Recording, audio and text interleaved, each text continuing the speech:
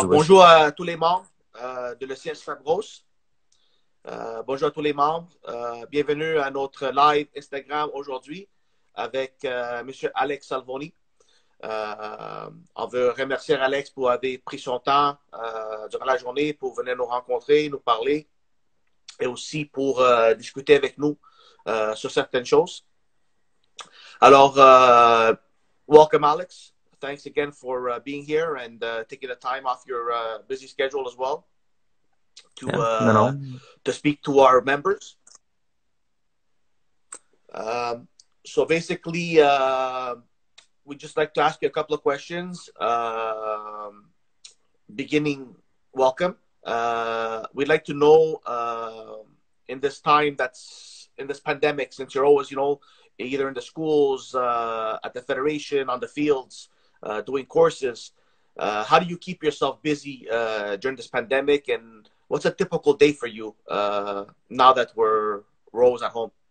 Yeah. Ben, tout premièrement, Vince, je veux te remercier de m'avoir invité et je veux dire bienvenue à tous les entraîneurs et les parents du club de CS Fabros. Merci de m'avoir accueilli. On s'entend qu'on est dans une période difficile pour tout le monde. C'est nouveau, c'est différent, mais moi j'essaie de faire mon possible de maintenir un horaire quand même assez strict. Je me réveille tôt, 6h30, 6h, 6h30, 7h le matin, toujours dans ce bloc-là. Et je me mets tout de suite au travail. J'essaie de faire la tâche la plus importante de la journée tôt le matin. Et c'est une question d'établir une routine. I always try to get a routine in place. Dans l'après-midi, je fais ma marche. Je fais une petite marche, je vais prendre un café. Donc, pour moi, ça, c'est la chose importante. Donc, je travaille le matin, je fais ma marche, peut-être un entraînement, je vais prendre un café en après-midi, un peu plus de travail. Et voilà, je veux pas tomber dans la piège de getting on Netflix et passer toute la journée. Donc, j'essaie de me tenir occupé. Mais ça me donne aussi le temps de faire d'autres choses. Je suis des formations que c'est dans mon to-do list depuis longtemps. So keeping busy, and trying to maintain a routine. Même si c'est difficile, je pense que c'est important. Une chose que j'ai ajoutée que j'avais jamais le temps de faire avant, c'est de prendre 30 minutes par jour juste à réfléchir. Just complete quiet, just think. I think that ça mène à beaucoup d'idées intéressantes, beaucoup de choses différentes. C'est bien ça. C'est dur de garder le mental puis l'esprit, spécialement quand on est toujours à la maison, si on n'est pas habitué. Yeah. Nous autres aussi, à Fabros, on essaie de créer notre chaîne YouTube. Je ne sais pas si tu as eu la chance de le voir un peu. Yeah. On a créé ça pour nos membres, pour qu'ils puissent nous suivre, pour qu'ils ne restent pas trop chez eux.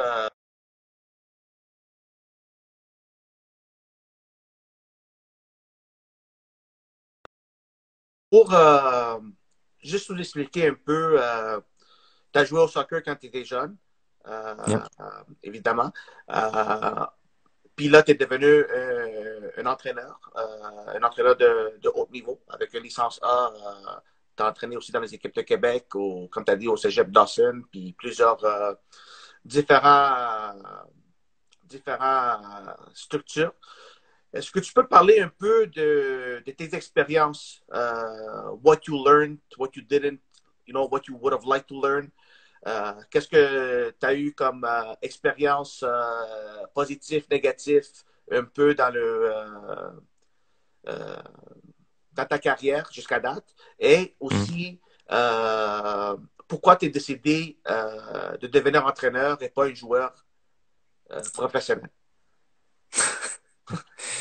Je suis pas devenu joueur professionnel parce que j'étais pas assez bon. Mais non, je suis devenu entraîneur un peu par erreur. J'étais très très jeune, je pense 13-14 ans. Et en fait, j'avais décidé d'arrêter de jouer parce que j'étais aussi très bon en karaté. J'étais classé deuxième, troisième dans la province, dans mon groupe d'âge. Donc, j'avais décidé de me concentrer plus sur le karaté au lieu de continuer ma carrière de joueur de foot. Et mon sensei, mon enseignant en karaté est décédé. Donc, j'ai pris un peu de temps off. J'étais un peu trop en retard pour m'inscrire pour le soccer. Donc, la saison extérieure avait déjà commencé.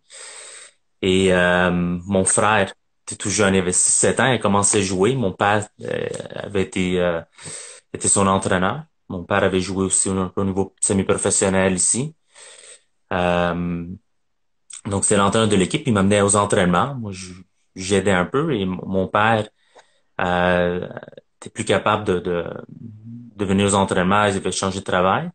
Donc, c'est moi qui prenais soin de l'équipe. C'est moi qui faisais les séances d'entraînement. Donc, à 13-14 ans, j'étais déjà entraîneur-chef. Mais c'était un peu parallèle. Et j'ai jamais arrêté après. J'ai jamais arrêté après. Euh, Ça, c'était à Saint-Léonard. J'étais dans le club de Saint-Léonard. Donc, j'ai mes premiers 8 ans. C'est Saint-Léonard Bourassa. Pourquoi impliqué là-bas? Et après, c'est arrivé temps pour un changement. Et je suis allé à Laval. En fait, j'avais deux possibilités. J'étais en contact avec la région de Lac-Saint-Louis et la région de Laval. Et je suis allé à Laval à cause du personnel, à cause des personnes qui étaient là, notamment Valerio Gazzola, que vous connaissez probablement, Pat Raimondo, qui était là, Marinos Papageorgopoulos. Donc, si j'ai un conseil, c'est de trouver des bonnes personnes, de contourner de bonnes personnes. Surtout, c'est quand tu es au début de ta carrière, des personnes de qui tu peux apprendre, qui peuvent t'aider à progresser. Donc, ces trois personnes m'ont aidé beaucoup dans mon cheminement quand j'étais tout jeune. Tu sais. J'avais 18-19 ans quand j'ai 20 ans peut-être quand je suis allé à Laval.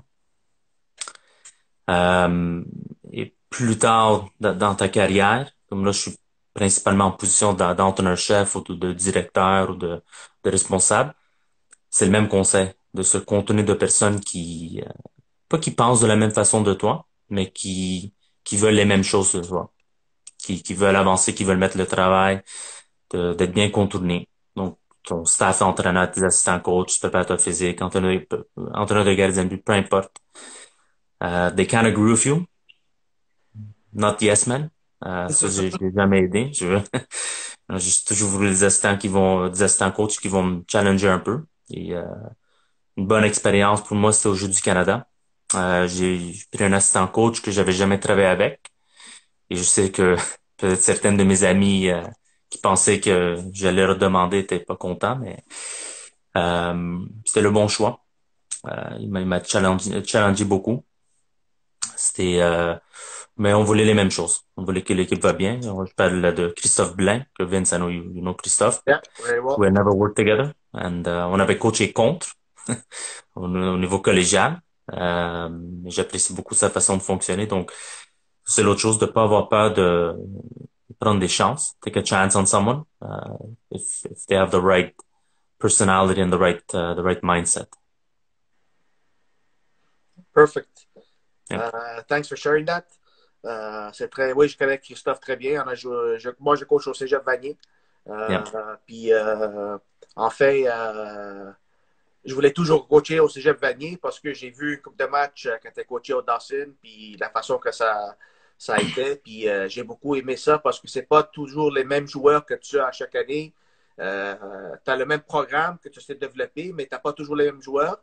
Alors, tu essaies de rembarquer des nouveaux personnalités dans ton programme. C'est toujours un Yeah. challenge comme un entraîneur, puis c'est toujours quelque chose de fun de réussir. Puis j'ai coaché contre Christian aussi, puis on a eu la chance à passer du temps à la licence A, puis on a devenu des Yeah. amis. Alors, oui, effectivement, il est un très bon coach, puis une personne très humble. Yeah. Puis, alors, je vais passer à ma troisième question. Comme Mhm. entraîneur, alors, tu as coaché à plusieurs niveaux. So Yeah. you coached at many different levels, collégial, ARS, 3A, équipe de Québec. Est-ce que tu peux nous dire un peu les différences que tu as perçues dans chaque niveau et qu'est-ce que tu as aimé dans les niveaux que tu as coachés, est-ce qu'il y a une préférence de qu'est-ce que tu aimes coacher? Est-ce que tu aimes plus des équipes de Québec ou le collégial? Et pour quelles raisons? Et si tu as une préférence, peut-être tu aimes tout. Yeah, c'est difficile, c'est difficile de choisir un environnement. J'ai coaché en club un peu à tous les niveaux. Dernièrement, en trois, sélection régionale, collégiale universitaire, équipe du Québec, équipe nationale. J'étais impliqué un peu avec les 17 cette dernière année. Euh, j'ai pas vraiment de préférence.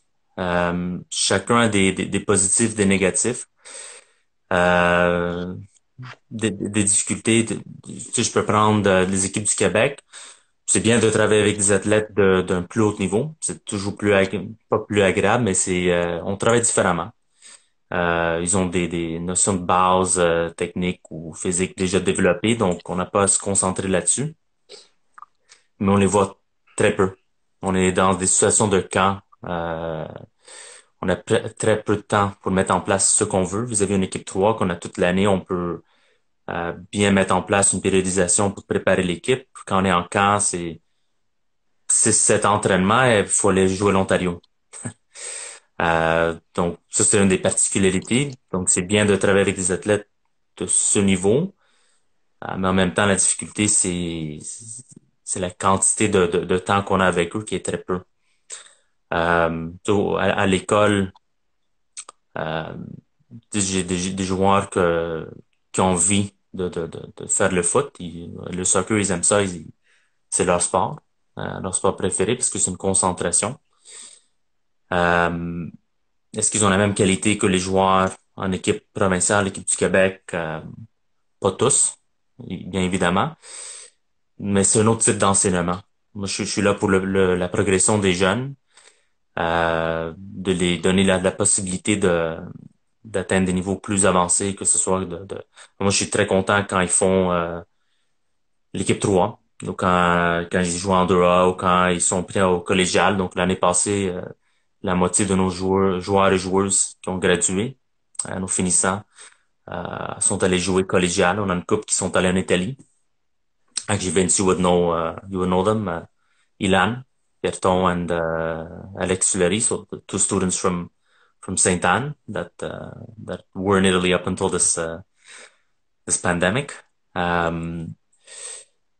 Donc, tu sais, c'est juste différent. L'environnement est différent. Tu sais, c'est bien en équipe nationale, on a un staff de 15. Tout le monde a ses tâches précises. À l'école, on est un, deux, peut-être trois personnes à travailler avec un groupe. Donc, c'est différent. But, tu sais, pour moi, c'est de travailler un peu partout et de toujours maintenir la même volonté d'aider les jeunes à progresser, pour que ce soit avec des tout jeunes qui progressent très rapidement, ou des plus vieux, ou des athlètes universitaires ou collégiales, quand on est plus dans une sens de performance, de résultats. Je prends juste du plaisir à les voir progresser, à mettre en place ce qu'on recherche de faire. Surtout, I don't have a preference necessarily. They each have An positives and importance. negatives. There are difficulties and good stuff. So. Yeah, that's good. Me too. Same thing. I coach at the college level. I coach AAA. I coach the young kids. Each level is a different experience. I had the opportunity to help out with the Quebec teams back in the Yeah. day. C'est ça, c'est important d'avoir un bagage pour être capable à coacher les différents niveaux. J'ai coaché dans le sport-études aussi. Alors, c'est différentes compétences. Puis même moi, je pense pas que j'ai une préférence pour... je pense que j'aime tout. Je suis différent quand je coach les enfants de 8, 9, 10 ans. Yeah. Quand je coach les enfants de cégep, ou quand je coach une équipe 3, je suis différent dans ma façon de coacher, puis le mindset que j'ai pour coacher. En parlant de coaching, avec tes expériences comme formateur avec Soccer Québec, comment, si tu pouvais retourner dans ta carrière, Okay. est-ce qu'il y aurait quelque chose en particulier que tu aurais changé, que tu ferais différemment? Et comment tu vois un message qu'on peut envoyer à nos entraîneurs qui veulent progresser, comme nous on a fait à la licence A, comme on a fait avec le SCAA, puis d'autres Yeah. niveaux qu'on a fait ensemble. Puis comment tu peux motiver des jeunes entraîneurs ou des entraîneurs qui veulent amener leur carrière à un autre niveau? Yeah. Ben, c'est toujours intéressant de penser, ah, si je pouvais revenir en arrière, la réalité, c'est qu'on peut pas. And I try not to live with regrets, if you will. Je sais très pertinemment, ah, si j'aurais choisi d'aller à l'Action au lieu de Laval, ça aurait changé mon cheminement. Si j'aurais dit non, oui, à un projet, ça aurait changé mon cheminement. But I don't think we can. I wouldn't change anything because either way, it's not possible to change anything. C'est pas quelque chose qui est possible. Je prends pas beaucoup de temps de penser par rapport à ça. But if I would have to counsel, uh, coaches. Oh, hi, Sonia. Sorry, I'm getting the chat at the same time. Um, if I would have to counsel coaches, expand your knowledge. Et je dis pas ça de mauvaise. Je donne beaucoup de formations, j'ai beaucoup d'entraîneurs qui viennent et qui suivent des formations. And just keep expanding your knowledge. Et des fois, tu sais, on a tendance à être un peu fermé d'esprit. On connaît quelque chose, on prend pour acquis que c'est la seule façon, c'est la seule chose.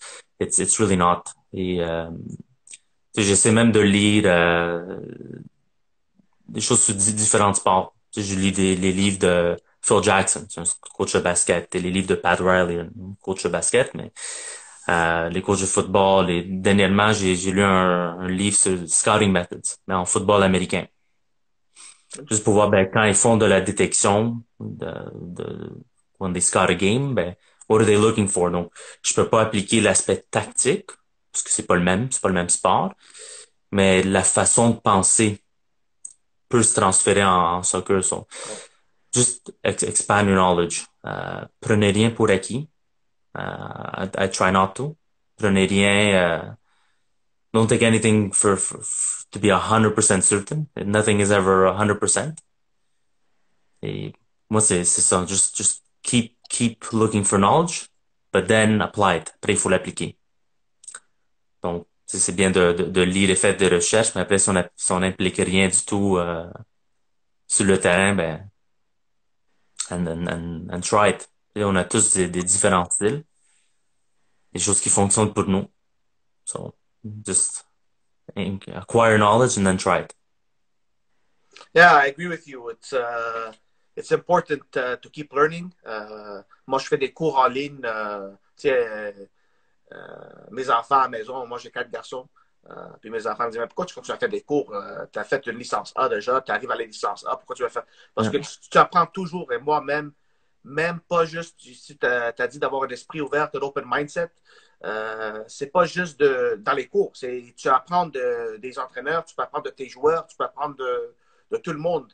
Quand tu as un esprit ouvert, comme tu as dit, l'apprentissage vient plus naturel, plus facile. Et alors, je suis d'accord avec toi d'avoir un open mindset puis continuer à apprendre à tous les jours. La journée qu'on arrête d'apprendre, c'est la journée qu'on n'est plus là, on n'existe plus. Alors, je pense que c'est une bonne recommandation pour nos entraîneurs. Là, on vit dans un nouveau. Là, on est dans une pandémie, alors on ne peut pas vraiment voir les fruits de qu'est-ce que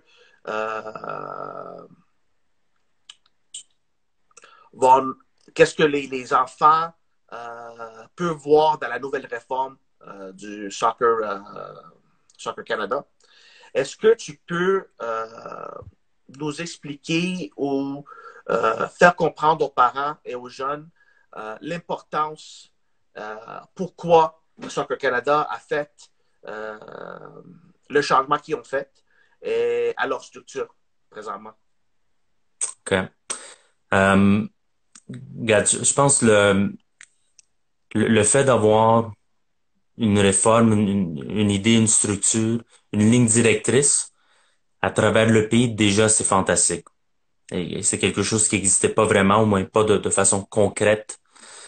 Donc, ça, à la base, c'est super que ça, c'est en place. Et dans les formations, quand je discute avec des entraîneurs, souvent, les personnes vont faire référence à un autre pays. Ils vont dire, ah, tiens, en pays X, c'est comme ça. Et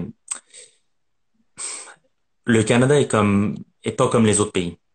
Et il y a tellement de choses à considérer. La géographie.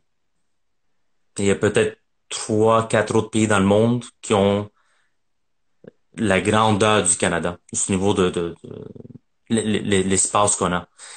La population vis-à-vis cette grandeur est minuscule. C'est donc la densité. Donc, on peut pas travailler comme les États-Unis. Ils sont la même taille presque, la même grandeur. Ils ont 300 millions de personnes. 350. Donc, mais on se compare à l'Europe. Ouais, mais les pays européens sont très petits. Ils ont plus de personnes qui habitent dedans. Je parle de la France, l'Italie, l'Angleterre. Et ils ont des ligues professionnelles. On vient de lancer une ligue professionnelle, dont la CPL, dernièrement. Donc, tout ça, tu sais, on pense, je peux prendre l'Italie, j'étais là une couple de fois l'année passée, sur des formations, j'ai amené des équipes de mon école là-bas aussi. Ils ont 100 équipes qui peuvent être considérées professionnelles et avec des académies. Donc, c'est quand même une structure où la première équipe paye pour le développement de ces jeunes.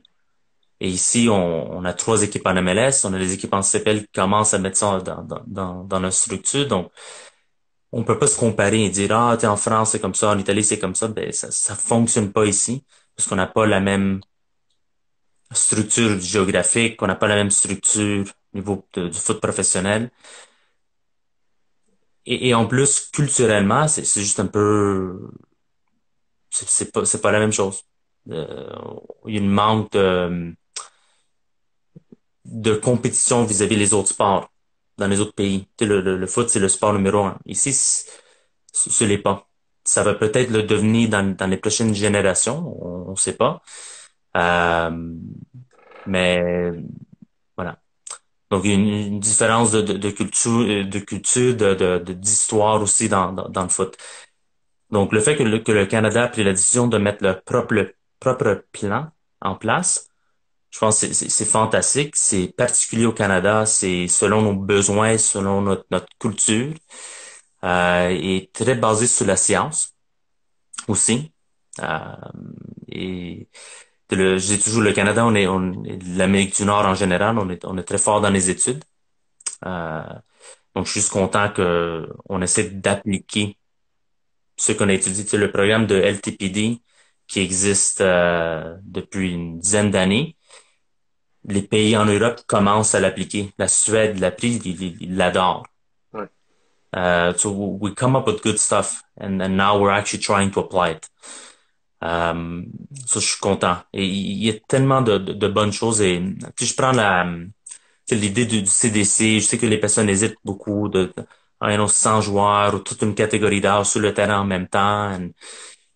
Il y a rien dans la littérature qui prouve que les meilleurs doivent s'entraîner avec les meilleurs, surtout à cette jeune âge, euh, pour le progrès. There is nothing in literature that proves that. Donc ça vient un peu de l'état d'esprit. On pense que c'est ça, mais la réalité, la littérature ne montre pas que c'est ça, que c'est la réalité.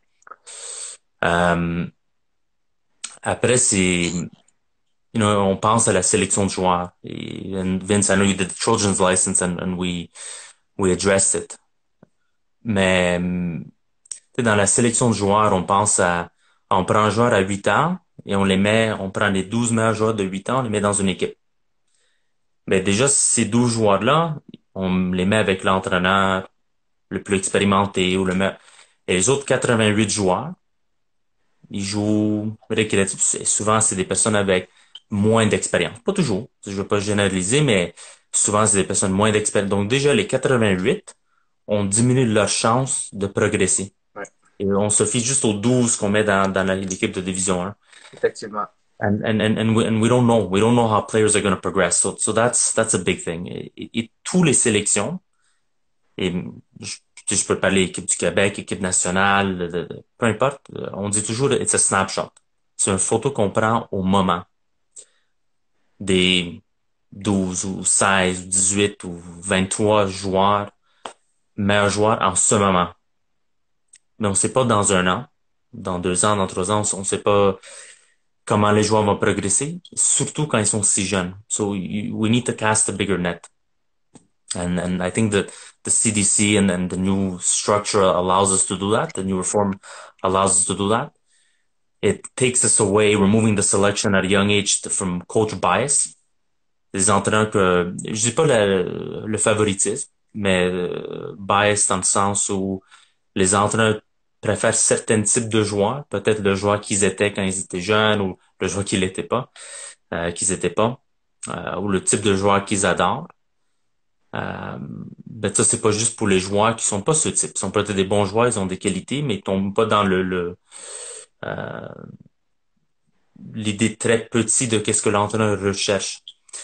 So opening it up and allowing everyone to work in a good environment is positive. J'espère qu'on l'applique bien, qu'on met bien en place et que les personnes se mettent derrière, parce que évidemment, il va y avoir des hésitations et on a le droit d'hésiter, on a le droit de questionner, c'est sain. Il faut pas juste dire oui, oui, on y va, on se pitch dedans, mais j'espère que Soccer Canada et les provinces sont capables de convaincre les personnes que c'est une bonne façon de fonctionner. C'est des ajustements apportés, ils le seront très certainement.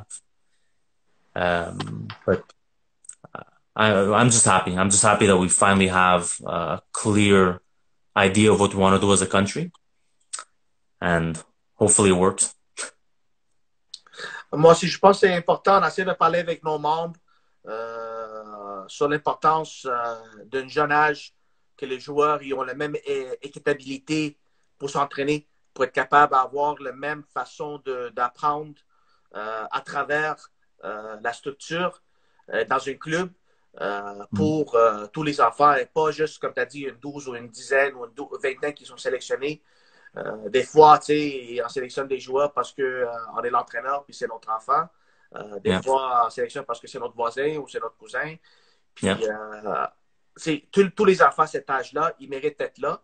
Le problème, c'est que rendu à cet âge-là, c'est là où on a vu les statistiques avec Soccer Canada. On a beaucoup d'enfants qu'on perd dans le système parce que il y a un préjugement, une présélection à yeah, un jeune âge. Et en plus, si on a une tendance de sélectionner parce qu'à cause du hockey, les joueurs qui sont plus vite, les plus physiques, les plus grands, et les joueurs qui peuvent être le calibre de structure comme une Messi, comme une Iniesta, qui sont petits, on les oublie sur le côté, puis éventuellement, on ne sait pas comment ils vont se développer after puberty. Alors, yeah, c'est l'importance. Puis là, dans ce temps-là, peut-être on les perd. Et avec comme tu as dit tantôt, le territoire qu'on couvre au Canada, on ne peut pas perdre des joueurs dans ce sport-là. Il faut les avoir plus accessibles le yeah. plus possible. Alors, je pense que c'est une bonne réforme que Soccer Canada est en train de faire. C'est sûr que quand moi je l'ai entendu au début, comme tous les autres, j'étais un peu Mm. choqué au début. Ça fait que ça ressort un peu de la culture. Mais après que j'ai compris, j'ai commencé à faire les lectures, j'ai commencé à mettre des choses en place. J'ai réalisé que ça va être un programme, je pense, exceptionnel pour nos jeunes. Moins pour les parents, parce que les parents, ils veulent voir tout le monde jouer des matchs. Mais je pense plus pour nos jeunes, ça va être quelque chose d'exceptionnel. Mais regarde, je suis pas parent, donc je peux pas parler pour les pour les parents, mais je pense que si l'enfant est content, il a du plaisir, il ou elle progresse, j'imagine que les parents vont être satisfaits et contents du service qu'il t'offert. Donc, C'est ça. yeah. Ma dernière question. Yeah. Comme tu es entraîneur, on parle de Fabros, on est à Laval, ou même pour tous les joueurs qui nous écoutent, qui sont des joueurs, des jeunes joueurs à Laval. Comme entraîneur avec, je pense, c'est 13 ans, 14 ans, tu étais avec l'ARS, avec les sélections régionales. Yeah.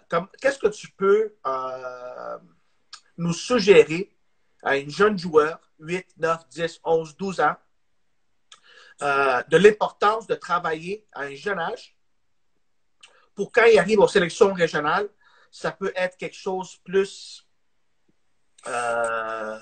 important et pour eux autres et plus intéressant qui peut avoir une chance pour mieux faire les sélections régionales, pas juste à Laval, mais un peu partout dans la province. Sure. Yeah.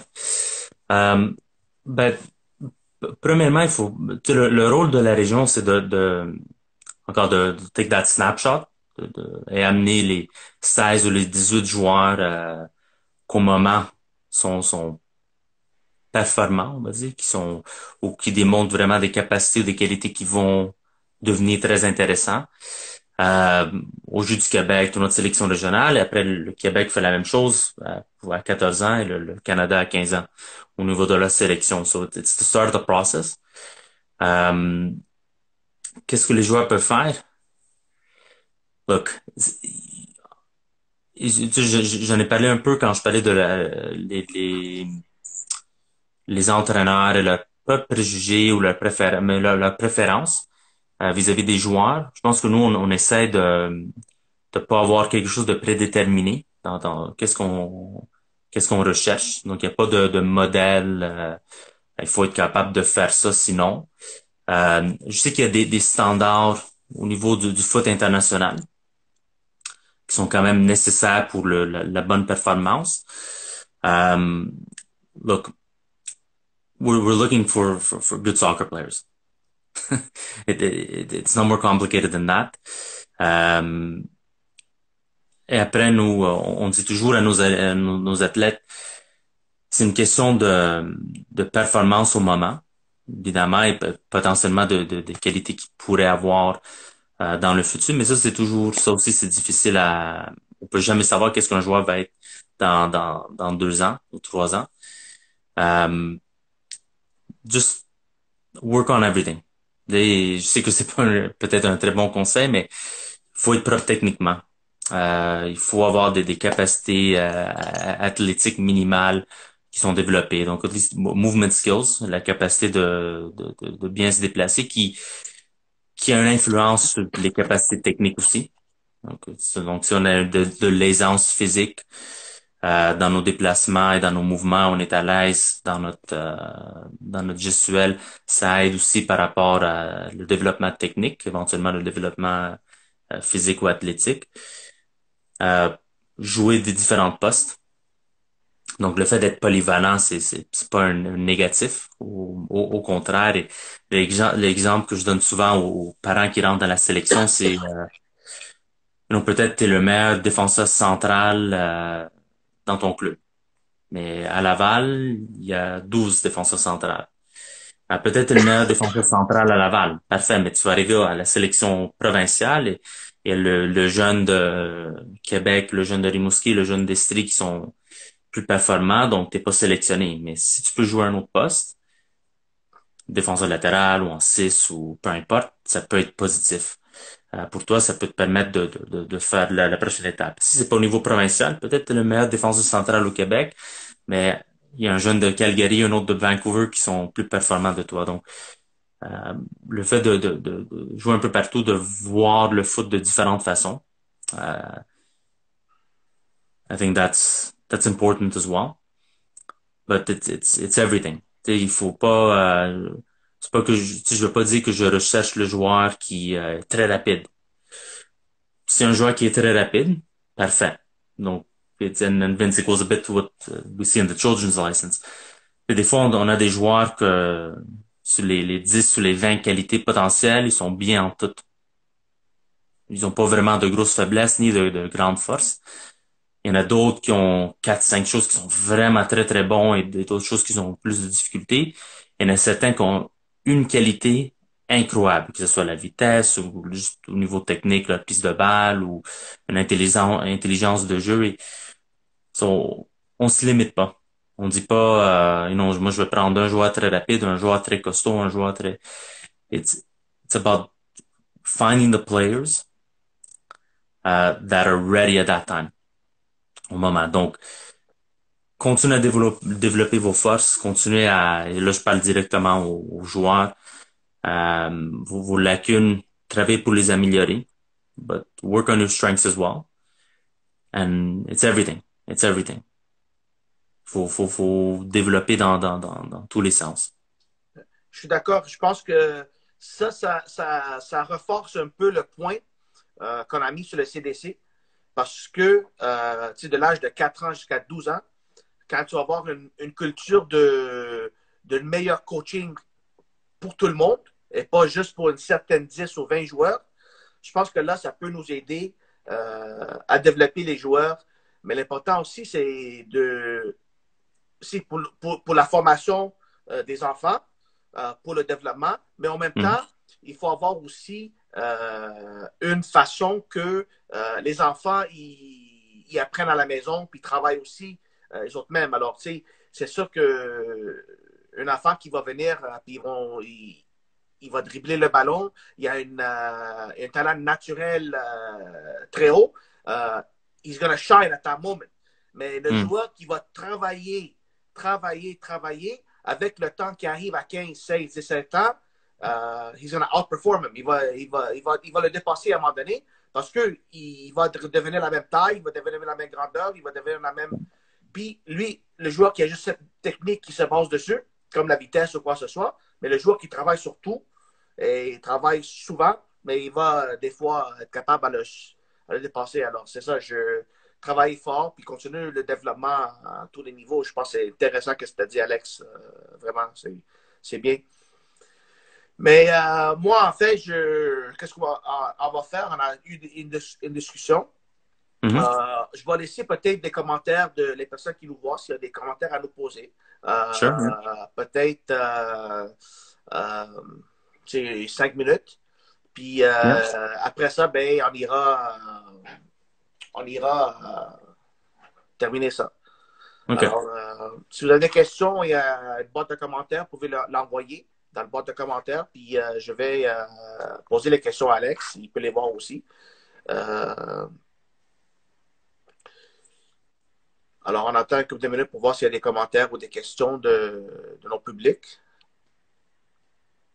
Si vous avez des commentaires, vous pouvez les poster dans nos commentaires, puis je vais demander à Alex pour les répondre.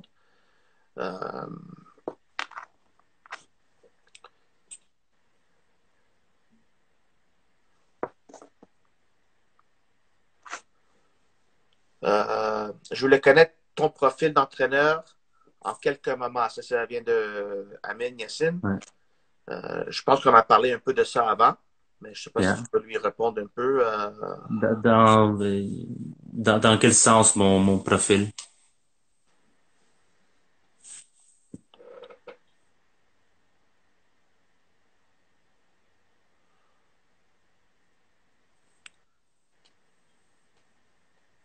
Ouais. C'est je vais parler un peu de de mon cheminement d'entraîneur. Mais mon profil, je suis un peu généraliste, si tu veux. Je travaille avec des c'est que tu affectionnes le plus dans le jeu. Ah, ok, je comprends. Ouais. Donc, qu'est-ce que je recherche un peu dans le foot et tout ça. Ça dépend toujours le contexte. Et encore là aussi, j'essaie pas de me donner une idée petite de qu'est-ce que je recherche dans le foot. Ça dépend. Je parle par rapport au collégial, universitaire. On cherche à gagner des matchs. On va être honnête. Il y a un petit aspect de développement, mais vu le tournement de joueurs, Notre rôle est plus par rapport à le succès académique, évidemment. Et après, c'est par rapport aux résultats. Quand je parle plus par rapport aux sélections provinciales ou sélections régionales, c'est de mettre les joueurs dans un bon état pour se faire voir pour le prochain niveau. Donc, je me limite pas en disant je veux qu'ils jouent de cette façon absolument. C'est que ce soit pour que les joueurs paraissent bien, pour des sélectionneurs ou pour la recherche du résultat, c'est vraiment par rapport à qu'est-ce que j'ai. C'est quoi les qualités des joueurs et moi, je vais m'adapter en fonction.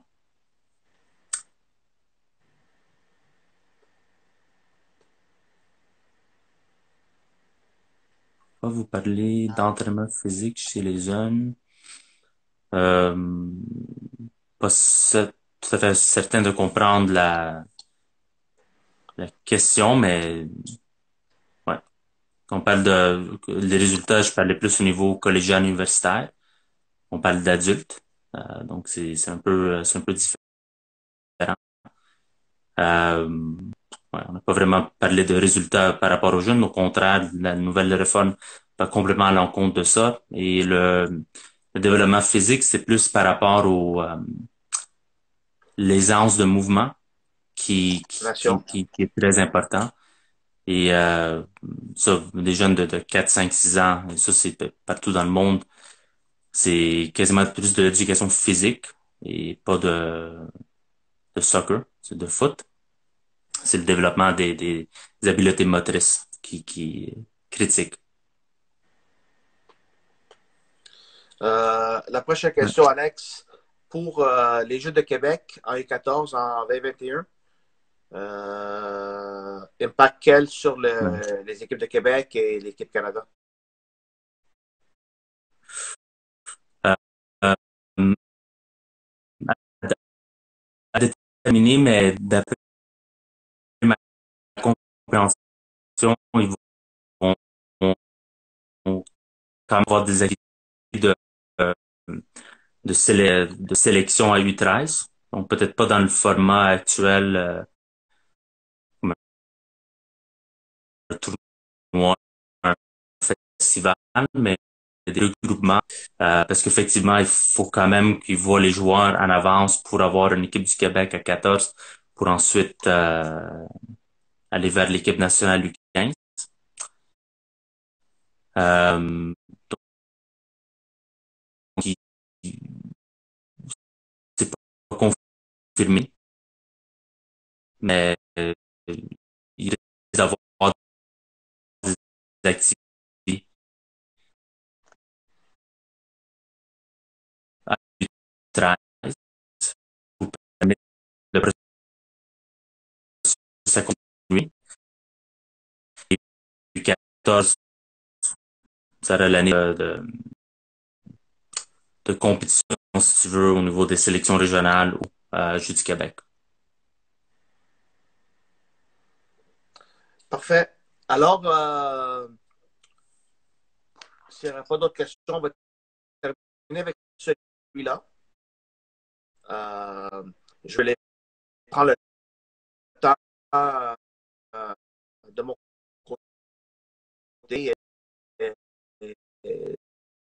tous les membres de la CS Fabros de te remercier pour le temps que tu as pris pour répondre à nos questions. Yeah. Et j'ai vraiment aimé la conversation qu'on a eue aujourd'hui. J'espère que ça va être on a plus de chances, c'est sûr, à travailler ensemble dans le futur, après cette pandémie arrive. Yeah. Alors, je te remercie beaucoup, Alex, pour le temps que tu as pris. C'est bien apprécié de ma part et je suis sûr de tout le monde au CS Fabros. Puis, avec, avec ta permission, on essaie de mettre ça sur notre chaîne YouTube pour que la communauté soccer peut le regarder éventuellement. Yeah. Absolutely not Merci beaucoup pour l'invitation. J'apprécie beaucoup. Euh, les personnes qui vont voir le vidéo, stay safe, restez en santé et on va se voir sur le terrain bientôt. Merci, Alex. Thanks, Stay safe as well, and yeah. we'll talk soon.